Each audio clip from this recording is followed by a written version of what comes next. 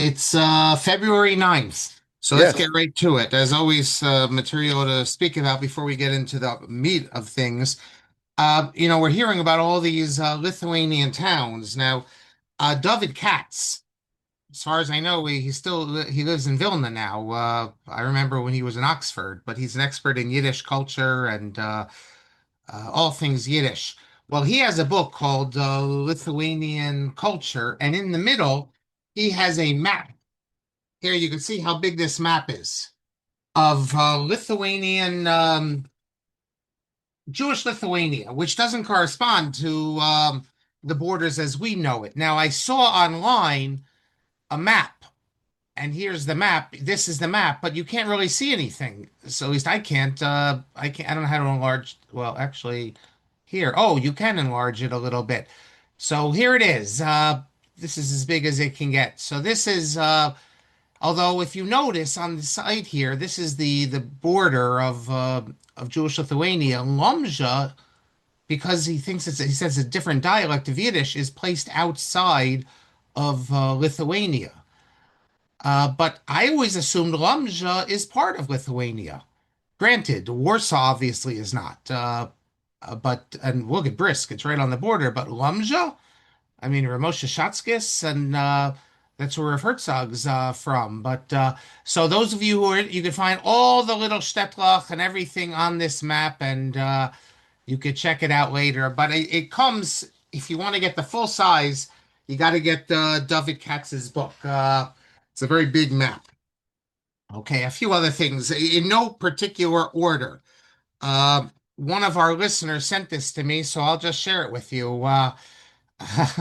Hold on a second. Let me get my okay, yeah. This is what it's a Hasidic website, and it says the new style. The Kala makes a siyum on Maseches Kiddushin. This I've never seen before. Um, Hold on a second. I want to share it with you. With you can hear it too. Um, A person should always teach his son a clean and easy trade, and he should request compassion from the one to whom wealth and poverty belong, as poverty does not come from a job, nor does wealth come from a job. Ella l'misha ha'osher shalosh and amar, rather, they come from the one to whom wealth. Anina bar papa, Rami bar papa, Nachman bar papa, Achai bar. Okay, very interesting. It's we know a chassa's tish. Now we have a kalas tish. I'm not sure though about doing a siyum for men or women at a wedding. I would think that the wedding is a time to be for simcha, and not to be doing siyum. But okay, contrary to what that website says, I don't think it's a new style. Maybe some of the people listening were actually at that wedding, or I'm sure we're only one or two. Away from people we know. I mean, how many young women could do see them like that? So that I found interesting. So the person who sent it to me, our listener, thank you. I was we saw last class the letter from Rabbi Dessler to Rav Chaim Ozer, and it spoke about how they were brothers-in-law. So I looked it up actually. Rav Chaim Ozer is the son-in-law of Eliyahu Eliezer Grzinski, who was the son-in-law of Rabbi Sol Salanter. I don't know if Eliyahu Eliezer Grzinski is somehow related to Rav Chaim Ozer. I mean, many of these people are related, even distantly. And Rav Dessler's father, Reuven Dessler, is the other son-in-law. So that's what I meant. So Rav Chaim Ozer is the uncle, not the brother-in-law. Um, Rabbi Dessler. We spoke in the past about how you have in Israel these graves that are really they were just created, and now people treat them as holy graves. There was something that was in the news this week um, on Voss's Nayas, where four Hasidic yeshiva students talk about how 25 years ago they created as a joke the grave of Matisyahu from the Hanukkah story. And lo and behold, 25 years later, people and big rabbis, they're coming to pray there, all this sort of stuff. So that fits in with what we've spoken about. You can read this. But all I'm going to say about this is if they really want to investigate this, then they're going to find that a lot of it's all a big joke now. They find it interesting because it never really took off. But if they really investigate it, they'll find that plenty of the so-called kivrei of tzaddikim that these people themselves go to, that the big rabbis go to, are also just creations from the 60s or even before. Hey, you go to Morocco, there's a kever there, which is one of the Kedoshim. Um, no one knows who this so-called rabbi is because it didn't exist like before, I don't know, 75 years ago or something, or 80 years ago. Someone had a dream that there was an unknown rabbi and he's buried in a certain place. So he went there and then he identified this place and there's some name. No one knows who this person is. He certainly never existed. And it's a place now everyone goes to pray. So, okay. I listened to the class last week and I said something. I mentioned how Jews are not didn't have in the 20th century, the 19th century, 18th century, that they were not farmers, that they were in the medieval period. It's when I said that I realized I misspoke because although it's true that Jews were not generally farmers, in Lithuania, actually, you had Jewish farmers. Um, if you want to look at more about this, you can read Zalkin. Mordechai Zalkin has an article called Lithuanian Jewry and the Concept of East European Jewry. He wants to show in this article that Jews of Lithuania, although many people subsequently, we regard all of East European Jews, we put Polish Jews and Lithuanian Jews together, but it had separate special tendencies and they regard themselves as different. And he mentions on page 63 that unlike European Jews who were not engaged in agriculture, in Lithuania, he calls it Litvak land, I don't know why, farming was considered a legitimate profession, and he gives a number of cities in which Jewish farmers was not a rare phenomenon, and that the percentage of Jewish farmers in Lithuania was one of the highest in all of Jewish Europe. So that's something to note. When the Jews came to America, they became farmers again. Um, my grandmother told me that my grandfather had a farm in upstate New York or Hunks in New York, and there was a Yiddish paper, the Yiddish Farmer, and you had Jewish chicken farmers down by Lakewood, and you had in the Catskills you had Mamish farmers. Vineland. In Yes, Vineland. that's right, Vineland, Adelphia, around there. Thank you, Herb Basser, for pointing out I misspoke when I mentioned James as the Greek name for Jacob. It actually correctly points out it goes to Yaakov, to Jakobos, and then that comes in Greek and Latin, and then it finally makes its way to French and then Middle English as James. Thank you. Okay, and the last thing I want to mention, because I saw it in Shul, and we've spoken a good deal in these classes about changes of customs. And I tell you, there is a custom that's changed. It's not even 20 years, it's 10 years. And maybe some of you saw it in Shul last Shabbos. I certainly saw it. Uh, you come to the Li of the Ten Commandments. Now, I was actually called up. I was in a shul and there was no rabbi there, so they gave it to me. So I couldn't do what I like to do, that is, sit down until they get to the Ten Commandments. The Minhag Yisrael of 1,000 years, more than 1,000 years, is you stand for the Aseret Dibros. That's a universal minhag in the Ashkenazic world. And in the Sephardic world, it was basically a universal minhag. There were people who challenged it. The Chida, though, defends it. And in Morocco, I mean, everyone did it, basically. There were some Sephardim, apparently, who didn't. And I'm not sure if in Syria they did, although I was in contact with a Syrian rabbi today, and he says they absolutely stood up. It was only when Rav Ovadia Yosef changed things. Why was this changed? Because the Responsum of the Rambam was published in the 20th century, in which he speaks against standing up. This Responsum of the Rambam, by the way, is often misconstrued. People say you can't stand up for the Aseret Dibros because all parts of the Torah are just as important as, and by standing up, you'll show it's more important. The Rambam doesn't say that. The Rambam certainly believes that certain parts of the Torah are more important than others. Shema Yisrael, Shema Elokeinu, Hashem Echad is more important than knowing who Esav's concubine is. That's not what the Rambam says. What the Rambam is referring to is all aspects of the Torah are of equal sanctity. Everything is of equal kedusha, but that some psukim of the Torah put forth philosophical ideas. They're more important than others. Rabbi Lamb wrote a book on the Shema, and the subtitle of it is the most important verse in the Torah. Other people can find other verses the most important. Okay, so why am I talking about this? And by the way, when people tried to challenge this after the Rambam responds them, because Ravad Yosef is on a warpath, that anyone who said that you can stand, it's because they didn't know the response from the Rambam, or Moshe Feinstein defended it. We know Rav Soloveitchik defended it, etc., etc. Okay, so I'm in the shul now, and this has become a practice. I've seen it in other places, not at my shul, where they tell you to stand up for the entire aliyah. What do you mean stand up for the entire aliyah? There's no such minhag. There's no such minhag. The minhag is either you sit or you stand up for the Ten Commandments. If you're standing up for the entire aliyah, you're not standing for the Ten Commandments. You're defeating the whole purpose. The whole purpose is to stand for the Ten Commandments.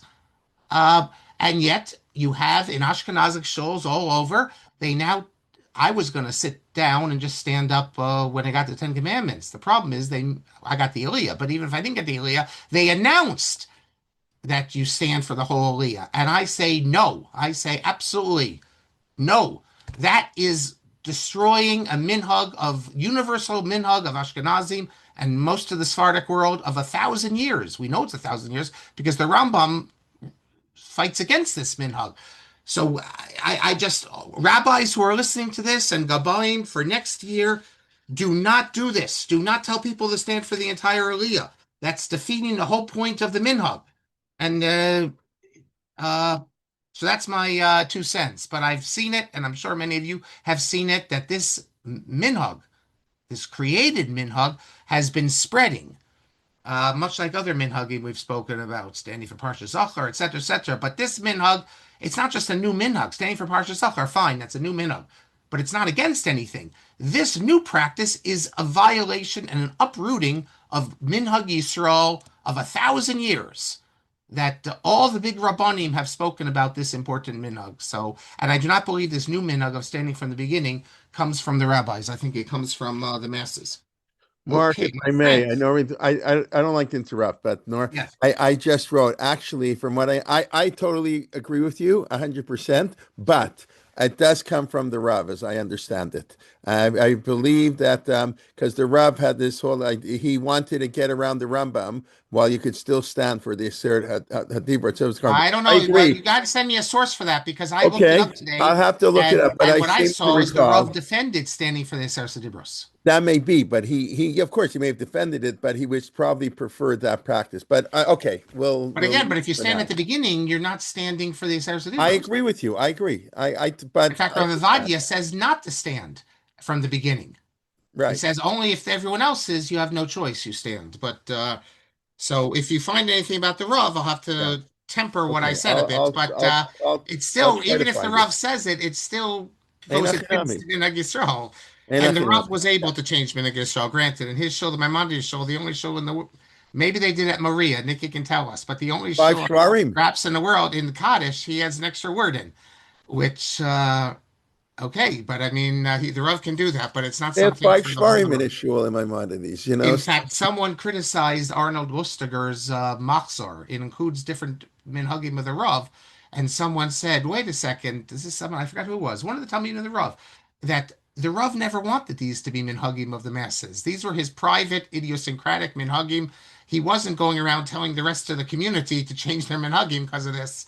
And here you put it in the Lustiger puts it in the Machzor. Now all of a sudden everyone wants to do this because they want to be like the Rav. So one of the, I forget which one of the Talmidim criticized it. I'm not criticizing it myself. It's nice to know him and hug him, but he does. He doesn't just put it one time. Each time in the Machzor, he says the Rav did this, the Rav did that. So interesting. Okay, my friends, let's pick up with Rav Shimon Shkop, and I want to revisit something we said last class, and I thank Moshe Dembitzer. We're going to mention him a couple of times this class for sending this to me. I thank Rabbi Pearl's daughter and grandson for sending me the pictures they've sent me, but I think we have to clarify something. The picture that was sent of Rav Shimon is this one. And you see Rabbi Leonard Pearl all the way on the right, and there's Rav Shimon. And there we're told is his son Ramosha. It's Moshe Mordechai. Is it Moshe or Mordechai? Moshe Mordechai. I forget now. Shkop. The problem is, as Moshe points out, is that we know this picture, and this picture has appeared in print, and it mentions Rabbi Pearl there. The problem is this figure here is not identified as Rav Shimon. It's identified as Rav Yerucham Levovitz of Mir. And next to him is his son, Rav Moshe Levovitz. And when I look carefully now at the picture, I have to say that I agree that it's not Rav Yeah, Shimon. I think we We wrote pointed that. it out We to you wrote in an that. email. Yeah, we wrote I that think it we was a pointed it mistake. out in an email that we think it was a mistake what we had written. Right. We said that Okay. Rabbi Levovitz, right. Yeah. Okay, well, thanks. Thank you for that. Very good. The other thing I want to call attention to is I spoke about what I thought was a great discovery of Rav Samuel Belkin's semikhah. The problem was I don't own Victor Geller's book, and we have it at my university, University of Scranton. Now I have a PDF of it, and I was planning on getting a copy of the book just to see if it was in there. But I got all excited last class. I spoke too soon. I should have held off, and lo and behold, it's in Victor Geller's book on Belkin. And Moshe Dembitzer, who sent this to me, this picture points out that Rabbi Rekefet mentions that he is completing a book on Rabbi Belkin. But when you look carefully at the smicha, you don't have the Hebrew smicha. I don't know where Dr. Belkin's archive is. It's not at YU. Maybe it's with the family. I mean, that would be a great contribution. Rekefet must know where it is. Um, must be with the family. But what we have is a translation of it, I think by Dean Czar, and this was used by Rabbi Belkin to get into Brown University. But what's fascinating is, if you remember last class, I was talking about, well, we know that Belkin got smicha at 17. He's born in 1911. He comes to America in 1929. So that means in 1928, he got smicha from Rav Shimon in Grodno. If you read the smicha, the translation, no. You see that this smicha was given by Rav Shimon in America, when Rav Shimon's in America, which we'll get to soon enough. Because he says in the smicha, in speaking about Dr. Belkin, it says he's already ordained, and I'm giving him a separate smicha. Now, who gave Dr. Belkin smicha at age 17 in Lithuania before he came to America? If anyone knows, please let me know because I don't know. And Moshe Dembitzer, who's an expert on, I don't know, we can't see him now, so I hope I'm not embarrassing him, but he's the world's expert on Rav Chaim Heller. And I have to say, the only reason I will not give classes on Rav Chaim Heller, even though I'm fascinated by him and I know a lot about him, and anyone who read my books on Rabbi Weinberg know that Rabbi Weinberg had real issues with Rav Chaim Heller. They battled. So that, of course, is going to be interesting. And his relationship to the Rav. The Rav viewed him as like a father figure, not just in America, but in Berlin. But Moshe Dembitzer is, without question, the world's leading expert on Rav Chaim Heller. And anyone to deal with Rav Chaim Heller has to use his lengthy Hebrew article that appeared, where it appeared, in Yeshurun. So if anyone's going to do the I a few times I have given Moshe things he didn't know about, but it's very, very rare. And anyone's going to give classes on Rav Chaim Howard has to be Moshe. So I thank you, Moshe, for pointing this out. And Moshe does not know who gave Belkin smicha in Europe. So if anyone knows this, I mean, he has grandchildren. Maybe they know it.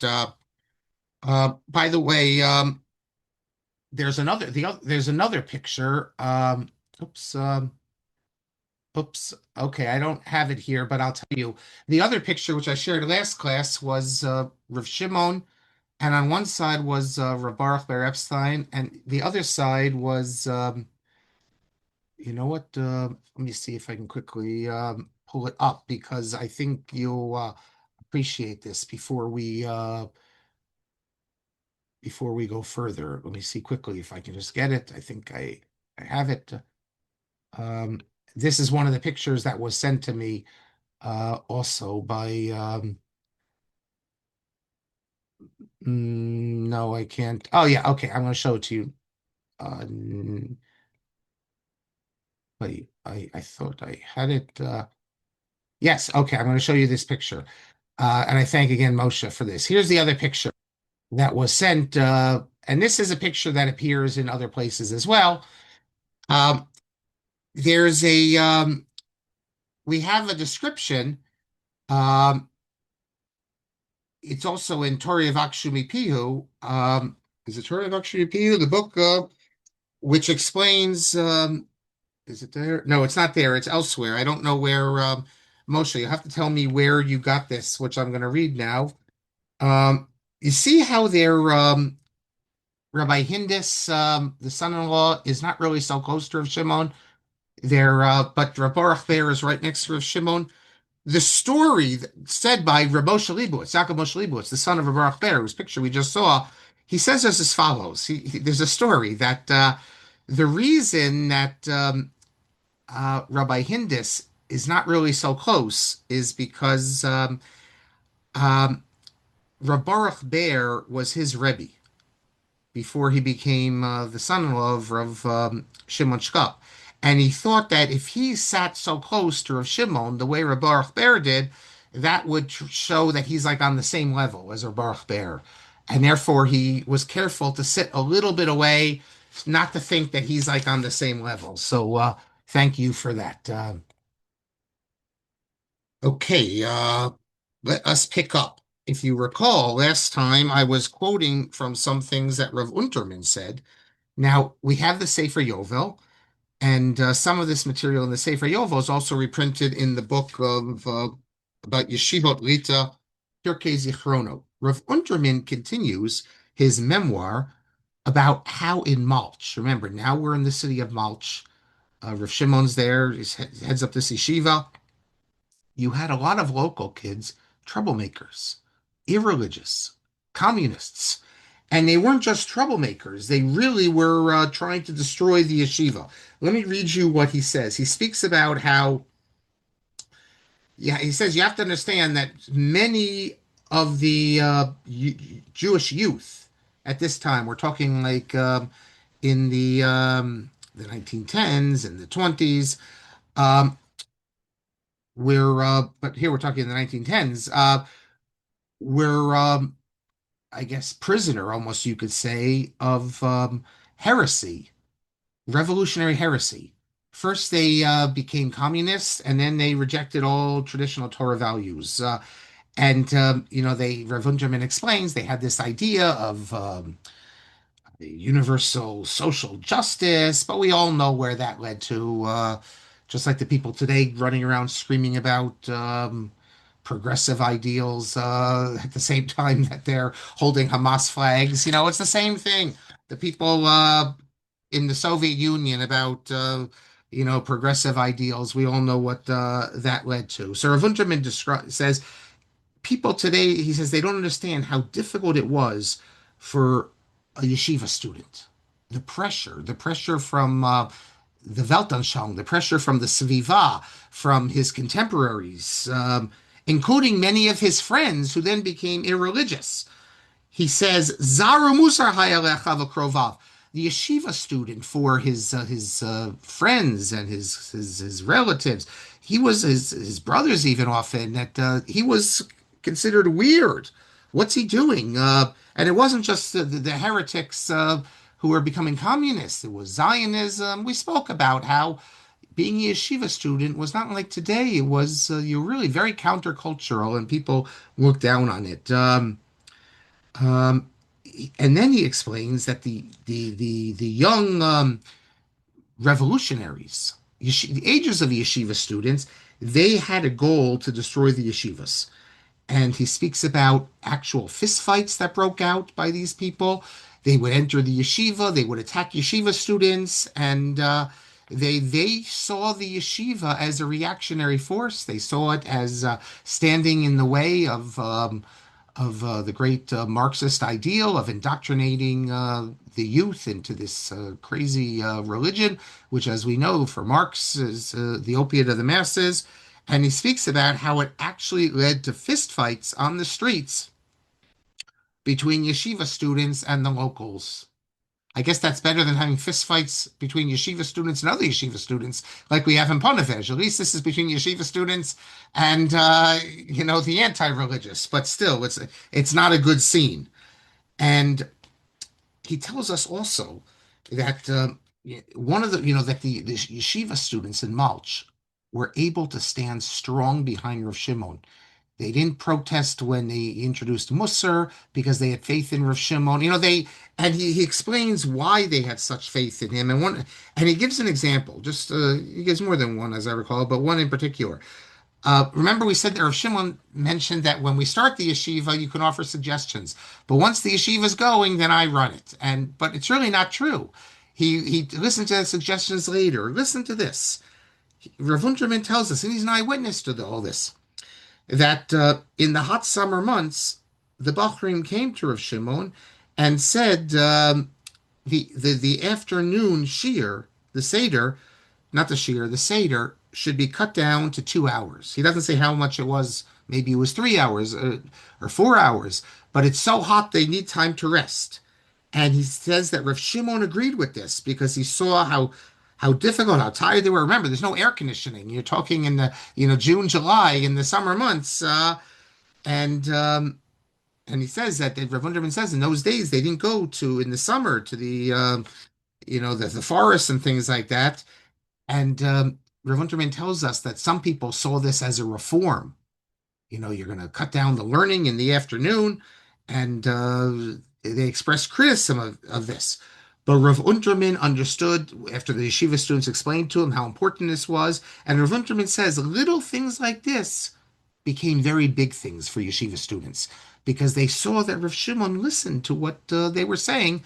And you can't overestimate, Rav Unterman says, how valuable that was in creating the loyalty of the yeshiva students for Rav Shimon. After all, as a yeshiva student, you sense that he really cares about you and he's willing to listen to you. And that's not always the case when dealing with Rosh Yeshiva. Then Rav Unterman speaks about the method of learning. Now, this, for whatever reason, is not included in the book Pirkei Zichronot. So you have to go back to the original Sefer Yovel, the Jubilee volume, which I'll talk about this whole Jubilee volume, but we got to wait to the 1930s.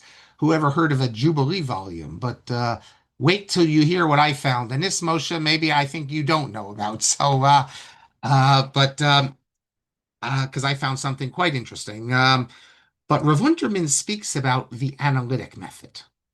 That's what they call it, the new method of learning established really by Rav Chaim. And Rav Unterman tells us that Rav Chaim Brisker established it, but Rav Shimon is also a follower of the analytic method, although not the same. I'll summarize for you what he says, and you'll see how he tries to explain the difference. But he begins by saying that yeshivas today are distinguished by this analytic approach. Now, he's speaking about Lithuanian yeshivas. He's not speaking about Hungarian or Hasidic or German yeshivas. And Rav Unterman says, and of course, that's an identifying feature of Shimon, and that's what made all the yeshivas great yeshivas. Rav Shimon was just top of the line on this.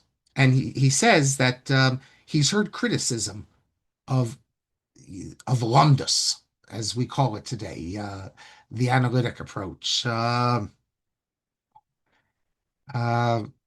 Lots of people criticized it, as we know, but he's saying he heard criticism of it, and he says, who do you hear criticism? He says sometimes it comes from great rabbis, in particular those who come from the West. That is, let's say, German rabbis. German rabbis are interested in pshat. They're interested in looking at manuscripts. They're interested in original intent. That's an important thing. I wrote this article. You can check it out in Hakira a couple years ago on original intent. When you study the analytic approach, the question always is, well, it's brilliant, but did the Rambam really intend this? I mean, Rav Soloveitchik really pulled the legs out completely from this because his attitude was it doesn't really matter whether they intended it. This is part of the new creation of Torah. But most people, I think, when you give a pshat in the Rambam, they want to think that's what the Rambam actually meant. We've spoken about this in the past, and I have some good quotations regarding this in my article. But so that would be room for criticism from rabbis in the West. In fact, Rabbi Yaakov Weinberg, who clearly is a Lithuanian Torah scholar, when he went to Germany, he became more attentive to this, and he tells us that he once told Ramosha Soloveitchik that your father, Rav Chaim, his explanations are great, and he's worthy of being called a new Rambam, but not but as a new Rambam, not as an interpreter of the Rambam, because the Rambam certainly did not mean what your father says is the explanation. Some of the Briskers are very offended if you say this, but not Rav Aaron Lichtenstein. He has a whole essay on this, and he acknowledges this that the Torah allows us to innovate, and it's all latent. So Rav Unterman is going to have his own approach to this, though, and he also says that the maskilim Toranim, that is the religious maskilim, I guess you would say today we call them the and religious ones who are involved in the Cheker HaTalmud, Talmudic investigation. So those would be people like Professor Halivni, Professor Feldblum, Avram Weiss. You go down the list of academic Talmud study. So Rabbanim from the West and academic Talmud study, they don't like Lumdus. So at least they don't like it as the major form of learning. So Rav Unterman says, however, that the yeshiva students spend so much time in Lumdus and on what we call chakiros, on theoretical investigations that have no connection to halacha at all. Um, and he says it reaches the point that you might think there's two Torahs. There's the Torah of the rabbis who decide halacha, when everything is basically trying to get the pshat. And then there's the Torah of the yeshivas. And really, in a sense, there are two Torahs, because a Lithuanian Rosh Yeshiva generally doesn't paskin. They never see, it's a whole different methodology. But then Rav Unterman says, he says, first you have to understand this isn't something just from our generation.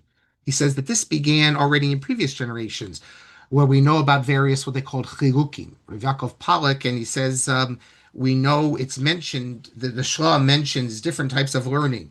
The for the Nirenberger, the Regensburger, we don't even know what these are anymore, but these were different approaches to learning. So we know that there was a whole system, Rav Unterman says, of l'shitaso. That means according to his approach. That is, you try to show that just because one Amora says something here, Amora says something here, that you try to explain all the different times this Amora gives an opinion in line with this. I mean, most of the time we assume that there's no connection, but there's a whole idea of l'shitaso.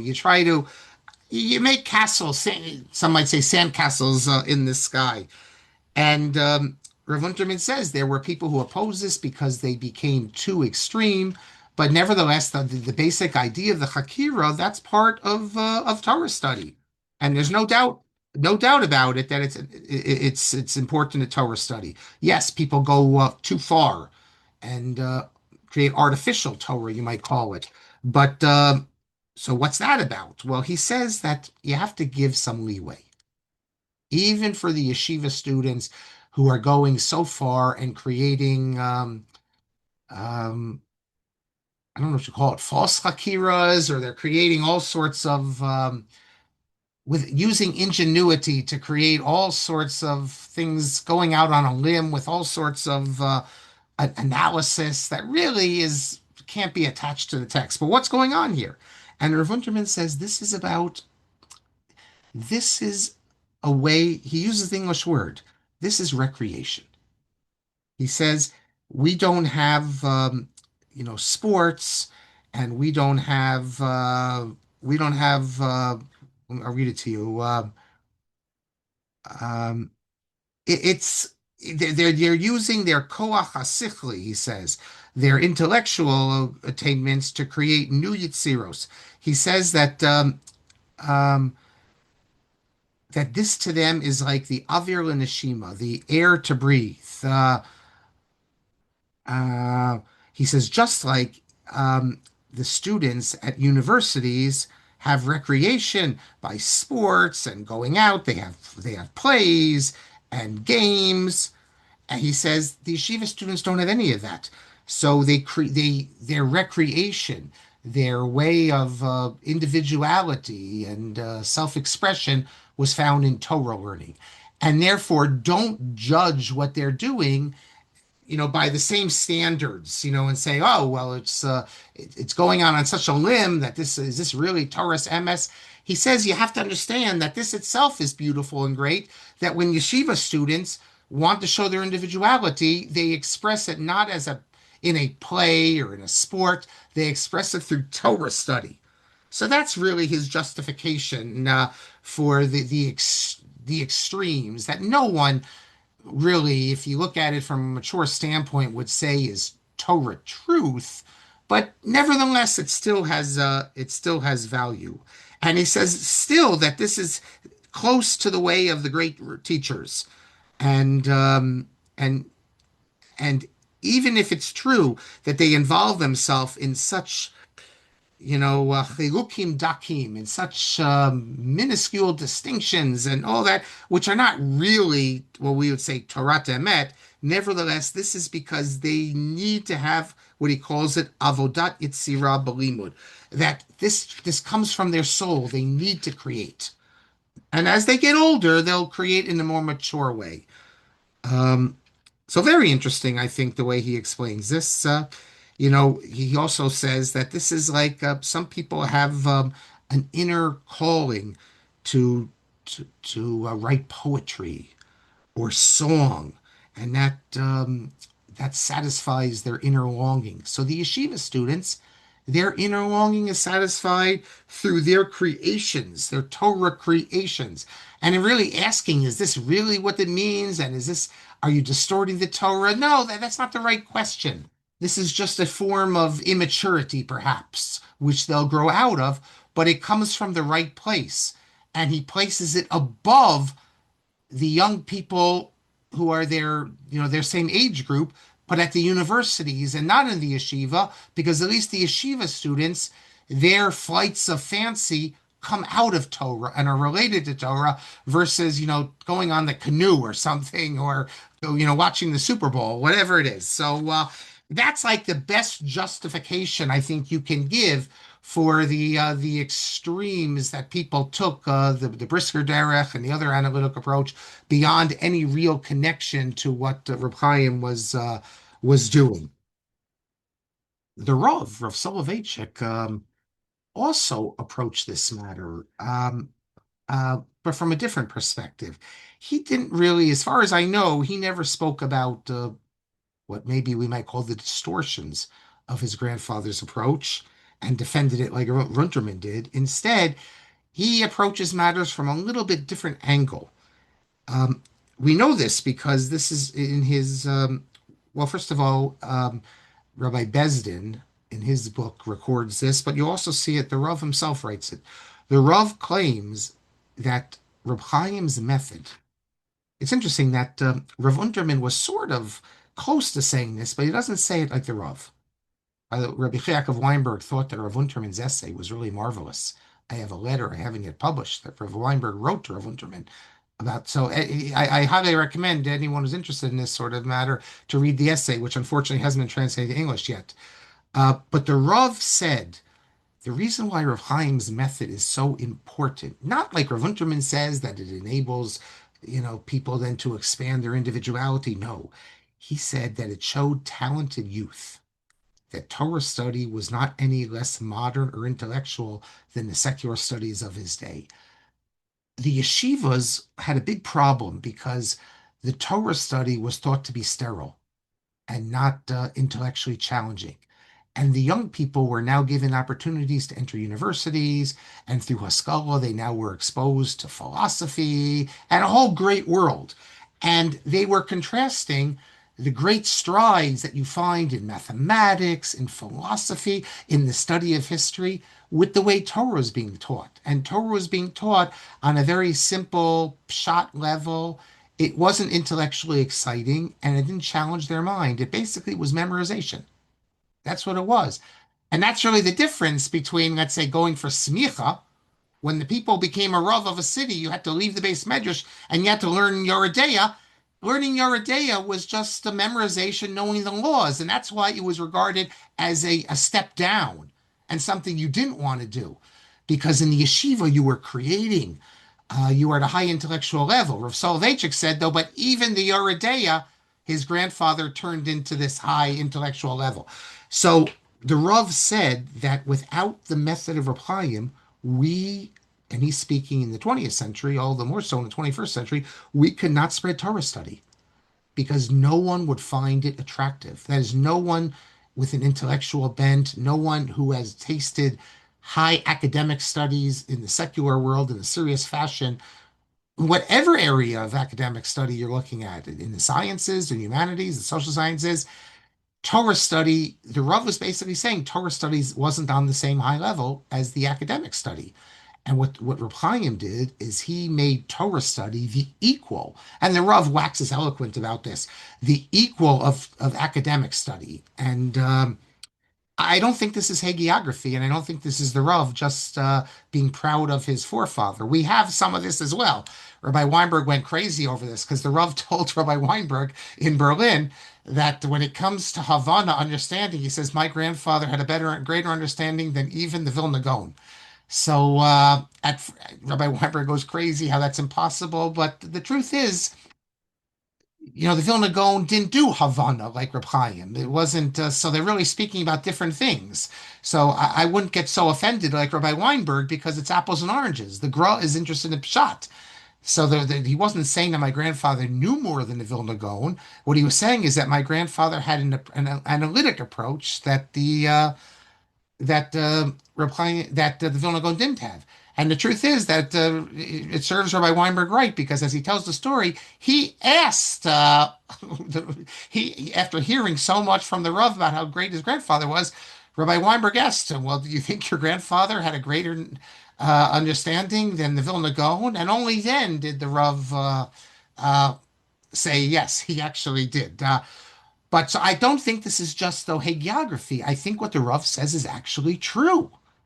That with modern, sophisticated, intellectual young people, without a method of learning on a high intellectual, sophisticated level, Torah study would not be attractive to them. I'm not talking about your local Daf Yomi or the Shir you hear once a week or something. I'm talking about Torah study as practiced in yeshivas by our greatest geniuses.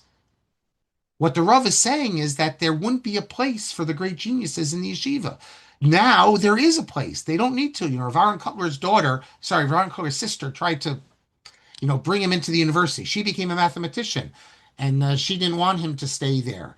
She wanted to pull him into the academic world. From Rav Soloveitchik's position, people like Rav Aaron Kotler would have never remained in the yeshiva world if Torah study was not on the equally high intellectual, sophisticated level that you find in the secular world. And that's what the Rav says the greatness of Reb Chaim is that for the 19th and then the 20th century, he offered a method of Torah study. Now, it could be the 21st century. We need a different approach. Now, maybe we're more scientific oriented and things like that. So we need a new approach. The Rav wasn't speaking about that, but what he's saying is for his era, Reb Chaim's era, he gave them something that could compete with the highest levels in the academic world. And let me read you a quote. This is word for word from the Rav, as recorded by Rabbi Bezdin, who recorded the Shirim of the Rav. And I think it's such a great quote. And if we didn't have Rabbi Bezdin, we wouldn't have this. We would have the Rav explaining his whole theory about what Reb Chaim was trying to do, but we would have to fill it in like I just did. But here we have the Rav himself in his own words telling it. So I think this is gold. I said once that Jacob Neusner said in a whole book, if he would write book every year, he'd write 20 books, and he'd go pages and pages, and it's all nonsense, just repeating everything. But he says in every one of his books, he said you'll find one novel idea.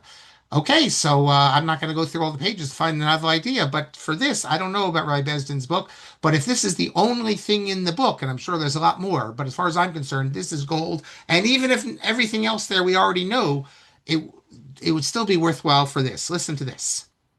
It would be this is his, I shouldn't say word for word. I mean, it's his notes. As far as I know, it wasn't taped.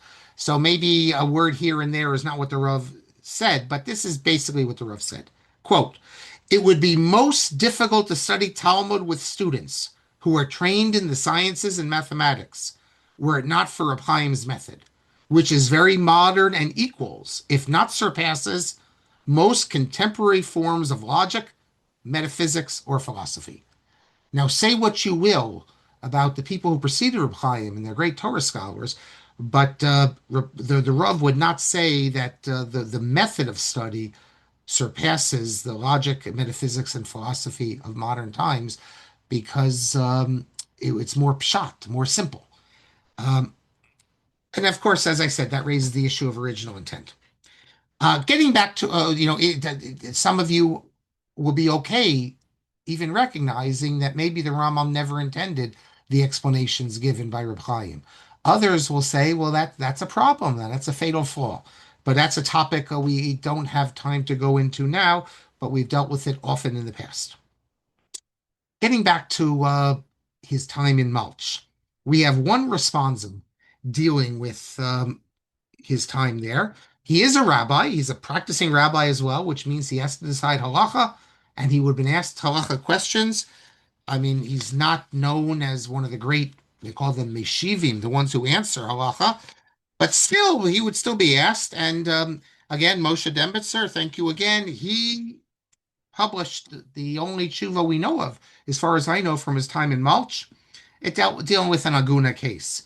If you want to check it out, you can find it in Otzar Chachma. It's in this volume called Ner Shaul. One of these, I forget who it's in memory of, memorial volumes. Actually, I don't need to even. I have everything here now at my fingertips, so I will tell you exactly who it is. It's a Sefer Zikaron. It's actually quite an interesting Sefer Zikaron memorial volume because it's full of the memory of someone, Shaul Yurakonski. I don't know who he is, but it's full of materials from Rishonim and Achronim. I quoted in a recent Sfarim blog post because it has something in it, not related to Shimon Shkop, actually from Rav Henkin, which is groundbreaking and really people haven't picked up on it. It has something from Rabbi Henkin, where Rabbi Henkin basically says, certainly inclines to this, that if someone is suffering terribly, you can have the doctor kill you.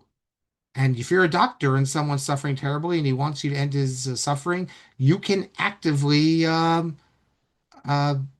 bring about his death. I mean, he presents all the arguments, and in the end, he says, Tzarachion still, but you see which direction he's going. And this goes against what we're always told, that absolutely this can't be done. But Rav Henkin says it. And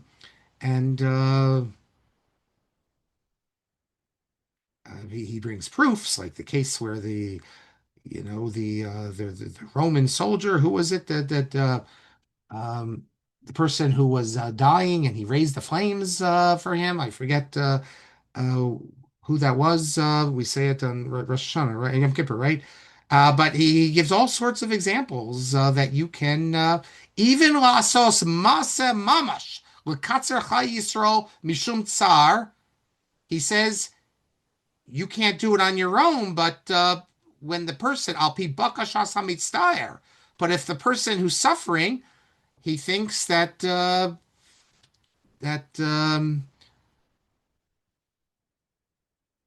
apparently this should be okay. He says he's not 100% sure, but um, he leaves it as a question. But he does think that to say that someone should, if you're suffering, they should end your life earlier. He says it's mashma that it's mutter. He says umitzvah namiika. Um, he doesn't come to an absolute conclusions, but he's certainly leading in that direction. Getting back to our story. After serving as Rav in Maltch, actually, I said before in the tens, Rav Unterman speaking about earlier on in the before that, because I see now in 1907, he assumes the position of Breinsk. That's another Lithuanian town. And he comes with a group of yeshiva students.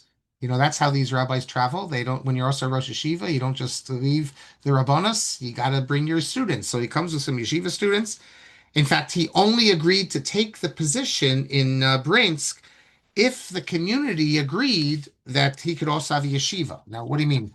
That means that they have to give him a, they're not going to have their own real building. Maybe they'll build something eventually, but they have to give him one of the shuls that he could learn in. They have to, the people in the town, they have to host the students. That's how they didn't have dormitories. Yeshiva students would eat at people's houses for the meals. Obviously, everyone was assumed to be kosher, but they eat a different person each day. I still saw this. I don't know if it's the case now, but when I lived in Scranton, this is taking us back to 96 to 98. You know that there's a yeshiva there, Lakewood Yeshiva. Of course, Scranton Yeshiva has a dormitory, but on Shabbos, the students would eat at people from the community's houses, and the yeshiva encouraged it. The one exception, however, was if a host family had teenage daughters, then the yeshiva students couldn't come over. But as long as there's no teenage daughters in the house, then they could host them. I know some of you are being cynical here, say chas v'shalom, maybe they make a shidduch out of it. But okay, you can see why in a Haredi yeshiva, maybe that could be a bit of a problem. But they would still go eat there, and that's how I met so many of the students, because I was a ben bayis. Ben bayis means I was a welcome guest. I was there as a single guy living in Scranton. So I had open invitations at a few houses, like every Shabbos. When I say like every, I mean like three. If I was in Scranton, I was eating with them either Friday night or Shabbos lunch at one of them. And I was generally there like 3 out of 4 Shabboses a month. So I would also meet the yeshiva students because the yeshiva students would come over also, and I thought that was very nice. And again, the I guess the Rosh Yeshiva said, because a place like Scranton, not everyone maybe is the kashrus is the level, but there were a group of people who the yeshiva students were told they could eat it. So he goes to Breinsk and they open a yeshiva, and it becomes popular again because Rav Shimon is so famous. And eventually, there's more than 100 students at the yeshiva. How do I know this? Because we have this fascinating book. Look how thick this is. This is the reprint called Oale Shem, printed in Pinsk in 1912. This individual, not a rabbi, named Shmuel Gottlieb, he got the idea that he was going to write a book of all the rabbis in the world, every rabbi of a community. And it's missing some. Like I looked, I didn't see Eliezer Silver here, but he says it's the histories and where they got semikhah and everything from the rabbis of Europe. This is on the title page: Europa, Asia, Africa, America, Australia. What he did is, must have cost him an enormous amount. He wrote to every single rabbi that he knew in every town in the world, basically, and asking them, tell me about yourself, where you're born, where you learned, what you wrote, where you got smicha. So all the information here comes from the rabbis. Sometimes it's short, and maybe there's a few things he got from newspapers, but it's basically from the rabbis themselves. Sometimes it's short information. Sometimes it's long. They give whole descriptions of their lives. And pretty much every rabbi you'll find here. And that's so we know that Rav Shimon has something in it here. And he says that by the time he wrote in to this book, there was more than 100 students in yeshiva, but there's also poverty, real poverty. We have a letter. This is in the Torah Lakshmi Pihu from Rav Shimon to Yitzchak Halevi on page 36. The famous Isaac Halevi, Agudas Yisrael, the one who wrote Doros Rishonim, the book in which he says to him that he describes what's going on. He says that, and he says the truth. It reminds me of the story that it's an apocryphal story, I'm sure, that Rabbi Cheskel Abramsky was once had to testify about some case in England, and his lawyer introduced him as the greatest Talmudic scholar in England. So the other lawyer said to him, Rabbi Abramsky, do you think, no, is that true? And Rabbi Bromsky says it is. And he says, I don't understand. You're a rabbi. Aren't you supposed to be modest in describing yourself? And Rabbi Bromsky says, that is true, but I'm also under oath. So, because when you read the letter of Shimon Shkop, he's describing, he says, Chesed El Yon, he says, since I am Bioti, he says I'm a good pedagogue. He says, therefore, students have come from all over to study with me. Uh, and he talks about how that there's such great poverty, and I have no more strength to raise funds. He was always right. I'm going to read you some letters next class, perhaps about the fundraising letters. Um, he says that he's a pedagogue, an expert pedagogue, b'libun shel halacha. Basically, he doesn't mean the practical halacha. He means describing, the analytic approach. In the OLA Shame, that book I just mentioned from Pinsk, we also learned that Rav Shimon did not get any salary from the yeshiva. He only was paid from the town.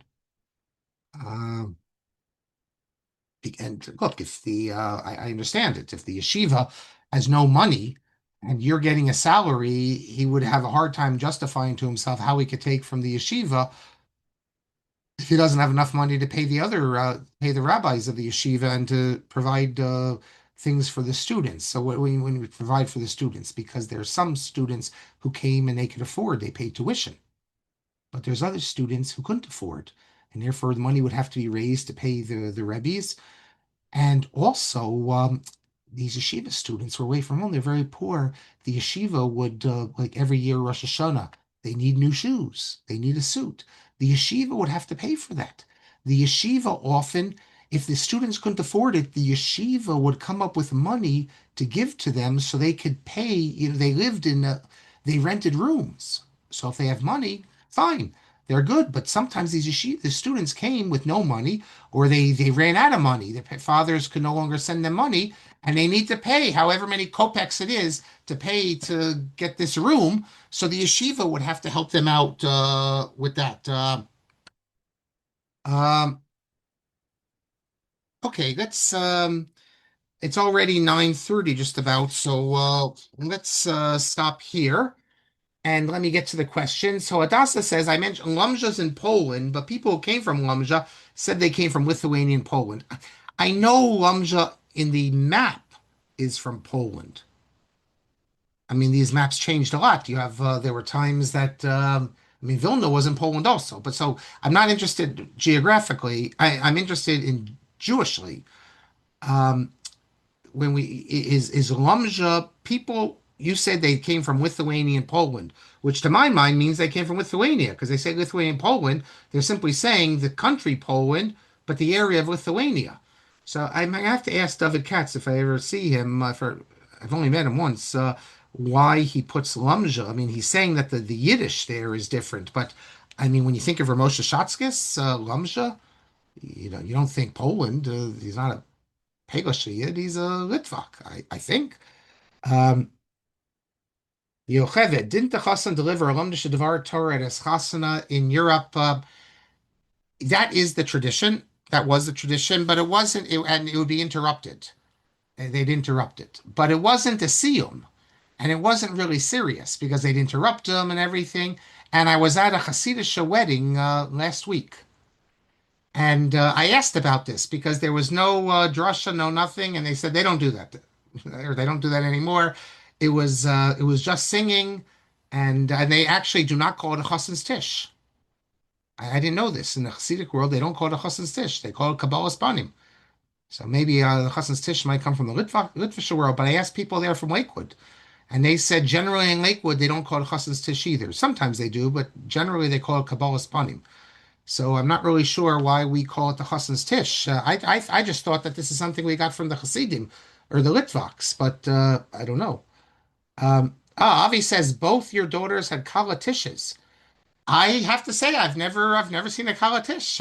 I'd like to see it, but I haven't seen it. So please invite me to a wedding where I could see it, because I don't get it. The bride is sitting in the room, right, where the cocktails are, and everyone's coming. Before I- the Kabbalas Panim. My before daughter the Kabbalas Panim. had a tish, and her husband made a siyum on Sanhedrin in the chassid's tish. Yeah, very interesting. I'm learning something. I've never seen this. Not in the, And The Not collatist Orthodox. was generally only for women, not for and family. Carlos, okay, so it's the same thing like the men's. Okay, look, I've had three daughters get married, and I didn't know about this practice. So maybe I should have, if I knew about it, I would have suggested it. Maybe they would have gone for it.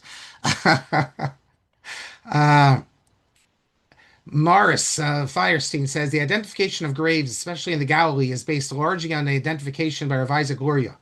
Even figures only known from the Zohar have their graves in the region around Sfat and Meron. Yes. On my trip to Morocco a few weeks ago, I was speaking with one of our guests about this because the Ari was going around, that part of Eretz Yisrael around Sfat, and he was identifying various graves. So what's going on here? Is this the Ari? He has Ruach HaKodesh, or he feels it, he senses it. I mean, Yes, how are we yes, supposed to understand it? Yeah. yes. He has Ruach HaKodesh. Okay. That's the Well, whole. In fact, have a book in the press right yeah. now. You have so many books. I can't keep up with you. I have trouble myself, Yeah. specifically about hagiography and Yeah. the Ari. And my argument is he's the first person who is famous for having all these supernatural qualities. Yeah. And he has It, Ruach HaKodesh. He invents all the graves. He sees them. He even, I could tell you all kinds. There are stories in the Sefer Hazyonis and in the various letters about the Ari, where, for example, no, somebody comes into him. One of his Talmidim comes in, and he stands up, great covet, and Vital doesn't understand. It's one of the younger people, Shmuel Usheda. And the Ari makes a big simcha, and he says, and the Vital doesn't understand, runs over to Usheda after he leaves. He says, "Tell me what you did. Why suddenly the Ari treating you such kavod?" So he says, "I don't know. I had this thing this morning where I helped this family who were robbed, and I gave him my clothes, and it's a whole story." And then he goes back to the Ari and asks him, says, "So why did you?" He says, "Because Pinchas ben Yair used to have this quality of helping people. And when Usheda did this big mitzvah, the neshama of Pinchas ben Yair was embodied in him. And I was not greeting and being mechabed Usheda. I was being mechabed Pinchas ben Yair." yeah. And there are several cases like this. Or, for example, he's the one who identified all the kfarim. Yeah. So If that's you really want to have your mind blown, yeah. I have an article where I argue that Chaim Vital was possessed by the Dibuk of Jesus. Yes, I know that article. And where is Jesus' caver? In Kfar Achbara, which is a place halfway between Tzfat and Meron. And there's a whole reason why. But who identified that was the caver of Jesus? The Ari. It's in Shar Gilgulim, Hakdama 36 and 37. He gives you all the lists of all, this one was buried here, this one's buried there, Yeah. etc. Fascinating. And let me just add one footnote. I know you've been to Morocco a lot. Yeah. The grave veneration in Morocco is unique, as far as I know, and it's not based on Jewish sources. It's based on Muslim Sufi. It's a specific North African shtick. In other words, even Sufis in other parts of the Muslim world don't have this grave veneration thing. No, I understand. It's related to Sufism, but we don't have examples where Jews consciously No. venerate a grave knowing that it's a Sufi. There might be graves that originally Yeah. were Right. Muslims, Yeah. but the Muslims venerate Jewish Let me graves. tell you one more thing about grave veneration. In the modern world, people think, everybody knows about Chassidim running to Eastern Europe with the Kfarim. I don't know if you realize when that started. It's an amazing story. There was a Haredi travel agent called Elbaum on Rehov Meir Sharim. In 1977, he had this bright idea to generate business. He was going to have these tours of Chassidim visit Kfarim in Poland, Hungary, because it was already possible to travel those countries, even though it was still sort of communist. The interesting thing is, the Chassidim came to him and said, "It sounds great, but let me ask you a kasha. What do I do when I get to the caver? What phyllis do I say? What rituals do I do? Do I light candles? Do this? What do I do? So Elbam wrote a sefer, creating rituals. Okay, well, very fascinating. And by the way, but when Morocco, those who come on future trips will go to, as we just heard from our distinguished guest here, Dr. Firestein, it's something totally different than what the Hasidim do. Yeah, no, And I'll tell you something else. They have this. I had discussion with this person I'm talking about in Morocco because they're holy trees. So yeah. I always assume that because you have the grave and the grave is holy, therefore the tree or the little pond next to it, the little river, that also becomes holy and it absorbs the holiness. So that's why the tree also has the holiness. But his argument was different. He thinks it's probably pum fakir, that probably the tree was regarded as holy in some way, and that's why they identify the kadosh, the tzaddik, as being buried there. So this has Could to be be. investigated. Yeah, Morocco, I know nothing about. Yeah. Tzfat, I know a lot about. Oh, yeah. Tzfat, Meron, those kfarim, I know. My favorite one is the caver of Rav Hamnuna Saba, Yeah. who is the guy in the Zohar who starts the concept of Ushpiz. Uh-huh. What's interesting about him, unless you're a From Yid who believes that Rashbi wrote the Zohar, there is no Rav Hamnuna Saba. Yeah. Well, we There's a have. whole bunch of characters in the Zohar who, if you're an apokyrus like me Yeah. and follow scholarship, they're sort of mythical characters. Well, But their listen. kfarim exist. You go to You have the Ben Meron and Ishchai. There's a kever of the Ben Ishchai in Yerushalayim, even though he died in Baghdad. yeah, And you have to assume that the story is that he came, he was magically transported at night and showed up there. So we have a lot of no, this. Okay, let me no, just return yes. because Don't I don't let me want to keep. keep you. Yes. Moshe says label of Kovner didn't stand. Yes, that's actually mentioned by Rav Avad Yosef. When I said the universal minhag, I'm well aware of that. That was his novelty. It's that's the only thing that Rav Vadia can find. It's from the book Total Sir Kovno. Uh, Avi says that the Rav stood for Kriyas Torah every week. Okay, well that's the case. That didn't then that but that's not relevant to our case. The question is what the people would do. When I was young, I had a Slobodka. There was a Slobodka rabbi in my shul. His name was Ochanan Person. Later, I learned that he was in the Kovno Ghetto. He wrote Hebrew poetry. I can show you a picture of him at my bar mitzvah, but I had no idea that he was a personality. He stood for Kriyas Torah, and I remember asking him, or my father asked him, why he stands, and he said because in Sabatka they would stand for Kriyas Torah. They would sit, I guess, for the brachos, but they would stand. Moshe says, you know someone, a Rosh Shiva, who believes Rabbi Kiva Eger was a greater Lamdan than the Vilna Gaon. Again, you have to get the definition of what Lamdan means and what I said, like Havana, the Vilna Gaon was not doing like Brisker type of analysis. So the question is, what does Lamdan mean? Does Lamdan just mean amount of information? No one knew more than the Gra, I would think. Does Lamdan mean certain types of chidushim? I mean, the Gra though is a genius if you just look at his emendations, but it's a different type of learning. I can tell you that Rabbi Golevsky, this will shock you, but I don't mind saying it. He told me Rabbi Golevsky, who we spoke about last class, Rav Simcha Zelig's Rieger's grandson. He was the cousin of Sarah Rieger, who unfortunately passed away. Was it about a year and a half ago, I guess, from Brooklyn College. Um, he told me that I was there with him. You know, he loved to schmooze. I'm talking Gedolim. He said that he said Rav Paleof from YU was a greater Lamdan than Ramosha Feinstein. And of course, I fell off my chair. I said, well, "How could he be greater Lamdan?" He says Ramosha is a great posek. Definitely, he wasn't saying Ramosha that Rav Paleof was a posek. Ramosha is a greater posek and great, more famous and all. But he said that in terms of Lumdus, he said Rabbi Paleof was a greater Lamdan. Now, I'm not saying it's true or not, and most people haven't heard of Rabbi Paleof, but just to show you how, a Lithuanian Talmud Chacham, like Rabbi Golevsky, they look at things maybe differently than we did. Yes, Samuel Frank, the Rav said that Rechaim took Yeridei out of the kitchen and brought in the base medrash, because what he means is that when you learn Yeridei, it's not just the pots and pans, it's not just the bare law. It becomes a theoretical. He builds castles, and it's all theoretical. And exactly, Hananya ben Teradion. Yes, Hananya ben Teradion. That's he sees the letters going up to heaven. Ruth said the eating test, eating kest, you mean, not eating kest, it's called.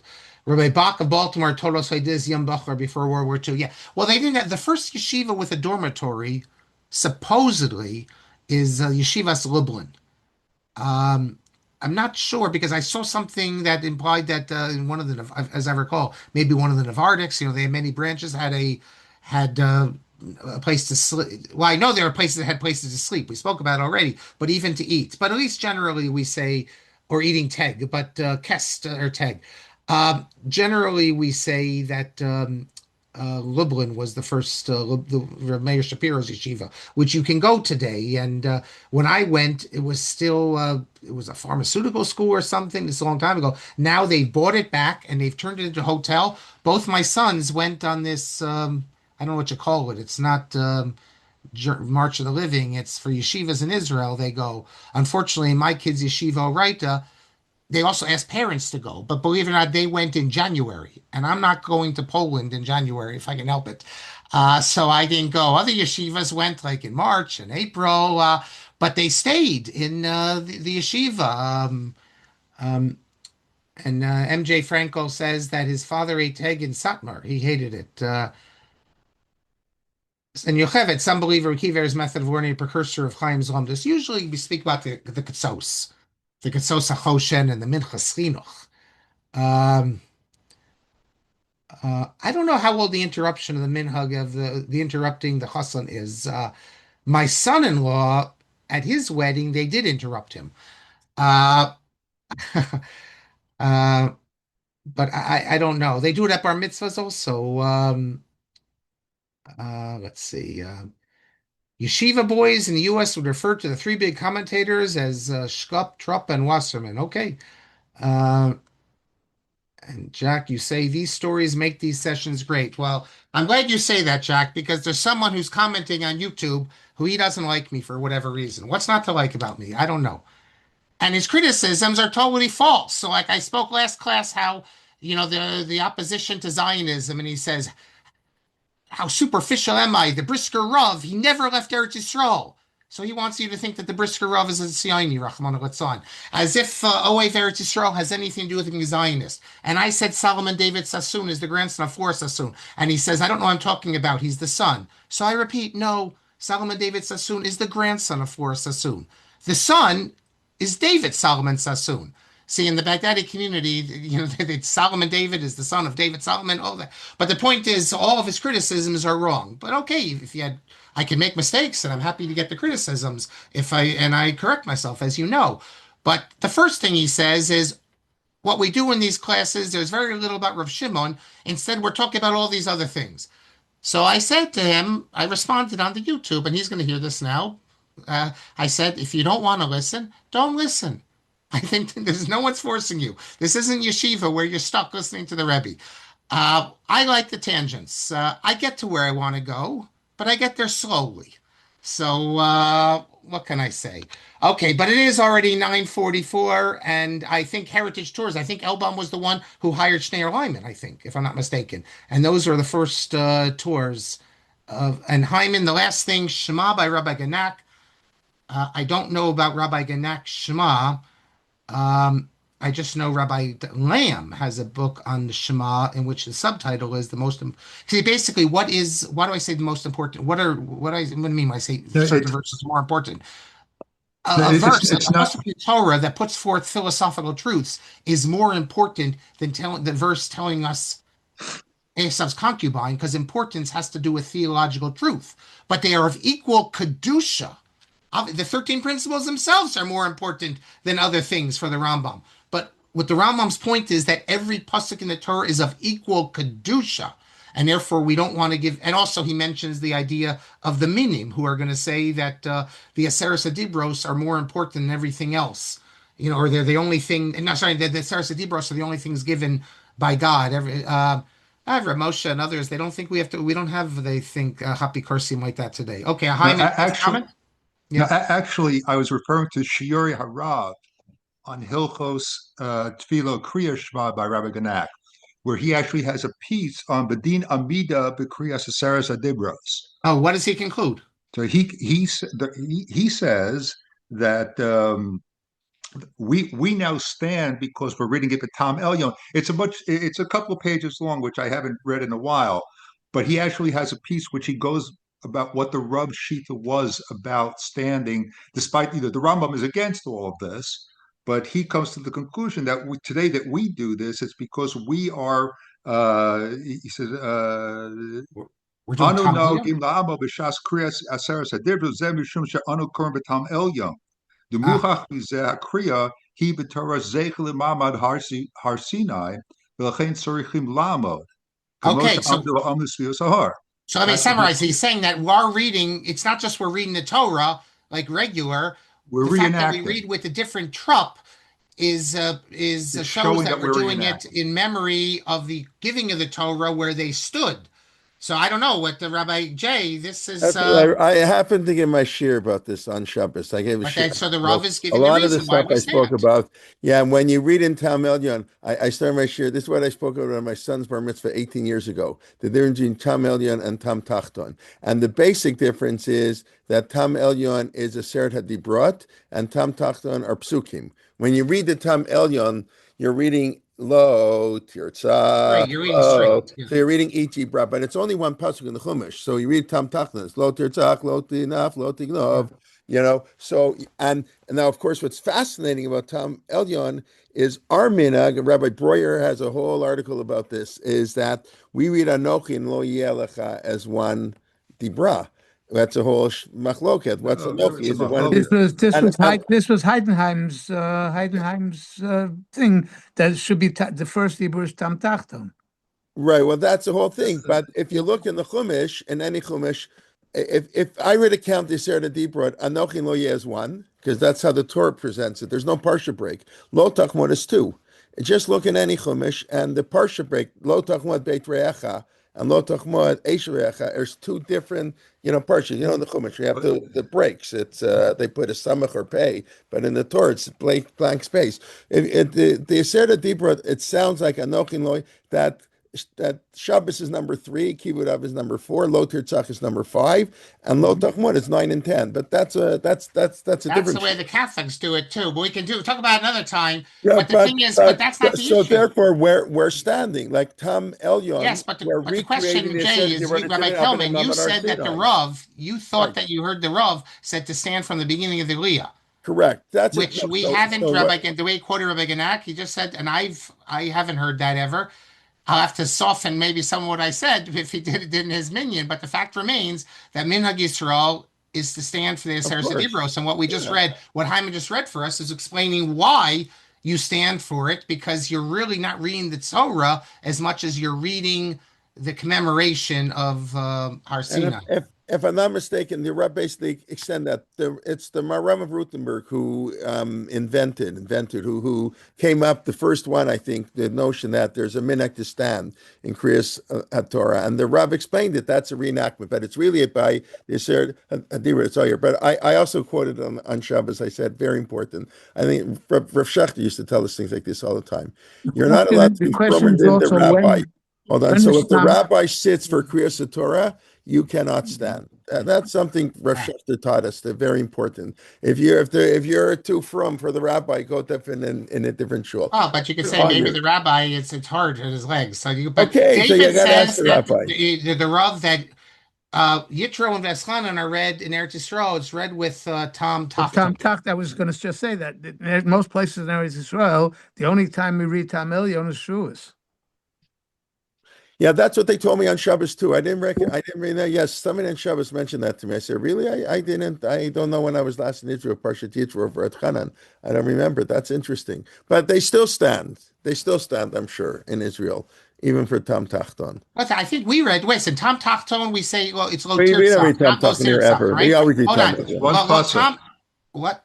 It's a single pasuk Yeah, so in it's Tam so no, Tachton. we read Tom Elyon this We week. always read Tam. Yeah, Everybody in yeah, North America reads yeah, Tam Elyon yeah. all We the read time. Tom Elyon. Okay, look, this is great. We've gone far, we've gone long, and I appreciate, Jack, your comment, and everyone else, all your comments today. And we will pick up, God willing, again next week. And Part if four. you don't mind, I'm gonna. I mean, no one has to stay, but I'm gonna add an amazing shot in Mifnei Tarom and Haminim, right? They got rid of Aseret Dibra from the daily siddur because, as you say, because people will say the Aseret Dibra, it's the only important thing. People say that, it's not in the Ten Commandments. That's what's important. So that's the pshat that Rashi and everybody gives. The Ben Yehodaya, the Ben Ishchai, has an amazing pshat. It's in the Gemara, is Perush on Brachot. He says that the meaning are going to say, you Jews, you're a bunch of hypocrites. Every day you say this, you don't even keep them. You don't do kibbut aim properly. You violate lo tignov, you violate lo takmod, you violate lo tisad shem Hashem alkecha l'shav. I think those are the four he mentioned. So don't say it every day if you're not going to keep the Ten Commandments. I found that such an amazing pshat that he gives tarom and meaning, and he said the language is better. Tarom, the complaint of the meaning. You're so you don't even keep this Aseret Dibra yourself, so therefore we can't say it every day. Amazing. Is that pshat or drush? I don't know. He quotes Rashi, and then he says, "But I'm going to add another pshat, and I think it fits in better with the words." Like kashim gerim kisapachat. So the one pshat is because the gerim are more observant than regular Jews. So that's why there's this negative attitude. Whatever, but. Anyways, lots of fascinating things when you read the Mefarshim. Okay, thank you, everybody. Thank you, Dr. Marc. We look forward to next week. And, of course, tomorrow, Dr. Sokolow and Rabbi Shulman, all our classes this week. This week, we have to mention, we have 14 classes going on, 4 today, and every day we have all our shiurim going on. So please look forward to learning with you and your friends, and all the best. And I think that's it. We did go a little overtime, but that's always good. Everybody can leave when they want. So Baruch Hashem, a lot of people are still here. It means they find it interesting. That's the best, our best indication of our surveys. All right, everybody, Laila Tov, your good news and all good things. Thank you very much. Bye-bye. Good night. Thank you. Good night. Thank you. Thank you, everybody. Okay, be well.